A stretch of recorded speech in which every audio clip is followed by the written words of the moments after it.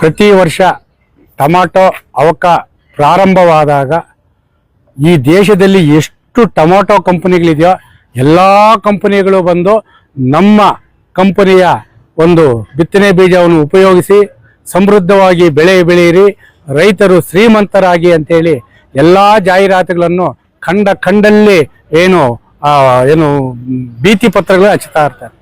ಆದರೆ ಸಮಸ್ಯೆ ಆದಾಗ ಯಾವ ಕಂಪನಿಯವರು ಬರಲ್ಲ, ಯಾವ ಅಧಿಕಾರಿಗಳು ಬರಲ್ಲ, ಯಾವ ಬೀಜ ಕಂಪನಿ ಅಂಗಡಿ ಮಾಲೀಕರು ಬರಲ್ಲ. ಅದೇ ಪರಿಸ್ಥಿತಿ ಇನ್ನು ಜೂನ್ ತಿಂಗಳಲ್ಲಿ ಟೊಮಾಟೊ ಅವಕ ಪ್ರಾರಂಭವಾಗೋದು.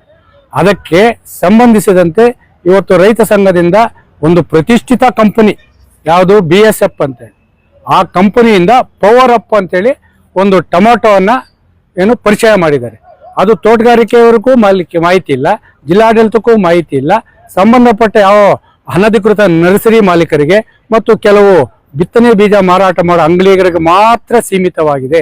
ಆಂಧ್ರ ಇರ್ಬೋದು, ತಮಿಳುನಾಡು ಇರ್ಬೋದು, ಮಧ್ಯಪ್ರದೇಶದ, ದೇಶದಲ್ಲಿ ಹೇಳಿದ್ನಲ್ಲ ನೂರಾರು ಕಂಪ್ನಿಗಳು ಬರ್ತಾ ಇದೆ.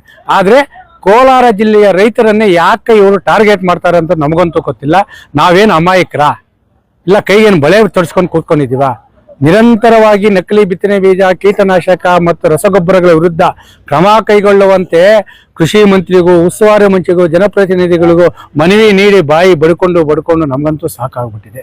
ಇವತ್ತು ಕೋಲಾರ ಜಿಲ್ಲಾ ಅಂತಂದ್ರೆ ಸುಮಾರು ಒಂದು 1000 ಹೆಕ್ಟೇರ್ ಪ್ರದೇಶದಲ್ಲಿ ಈಗಾಗಲೇ ನನ್ನ ಪ್ರಕಾರ ಒಂದು 1000 ಎಕರೆಯಲ್ಲಿ BSF ಅವರ ಪವರ್ ಅಪ್ ಎಂಬ ನಾಟಿ ಟೊಮಾಟೊ ತಳಿಯನ್ನು ಬಿತ್ತನೆ ಮಾಡಿದರೆ, ಇದರಲ್ಲಿ ನಮ್ಮ ಬಸವನತ್ತ ಒಬ್ಬ ರೈತನೂ ಸಹ ಬಿತ್ತನೆ ಮಾಡಿದ್ದಾನೆ. ಬೆಳೆನೂ ಸಮೃದ್ಧವಾಗಿ ಬಂದೈತೆ. ಆದರೆ ಆ ಕಾಯಿ ಯಾವ ರೀತಿ ಇದೆ ಅಂತೆ, ಎಲ್ಲ ಜಾಂಡೀಸ್ ಬರ್ತಾ ಇದೆ. ಜಾಂಡೀಸು ಅಂದರೆ ಗಿವಾ ಬರ್ತಾ ಇರೋ ಈ ಇದೆ, ಚಿಡುಬು ರೋಗ ಅಂತ ಬರ್ತಾ ಇತ್ತು ಮನುಷ್ಯನಿಗೆ, ಆ ರೀತಿ ರೋಗ ಬರ್ತಾ ಇದೆ. ಗುಣಮಟ್ಟ ಇಲ್ಲ, ತಳಿ ಸಂಪೂರ್ಣವಾಗಿ ಕಳಪೆ ಇದೆ, ಮೆತು ಬರ್ತಾ ಇದೆ, ಪಾರ್ಸಲ್ ಆಗ್ತಾ ಇಲ್ಲ. ಇಷ್ಟು ಮಾತ್ರ ಬಿಸಿಲು ಪಡೆದಾಗ ಸಂಪೂರ್ಣವಾಗಿ ಅದು ಹಾಳಾಗ್ತಾ ಇದೆ. ಇದಕ್ಕೆ ಸಂಬಂಧಪಟ್ಟಂತೆ ನಮ್ಮ ಮಂಡಿ ಮಾಲೀಕರು ಹೇಳಿದರು, KNN ಪ್ರಕಾಶನ್ ಅವರು ಎಲ್ಲರೂ ನಮಗೆ ಬರ್ತಾ ಇದೆ ಕಾಯಿ, ಈ ಪವರ್ ಅಪ್ ಎಂಬ BSF ಕಂಪನಿಯವರು ಸಂಪೂರ್ಣ ಕಳಪೆ ಆಗಿದೆ ಅಂತೇಳಿ ಸಂಬಂಧಪಟ್ಟ ಅಧಿಕಾರಿಗಳು ಕೇಳಿದ್ರೆ ನಮಗೆ ಆ ಕಂಪನಿ ವಿರುದ್ಧ ಕ್ರಮ ಕೈಗೊಳ್ಳಲು ಯಾವುದೇ ಅಧಿಕಾರ ಇಲ್ಲ.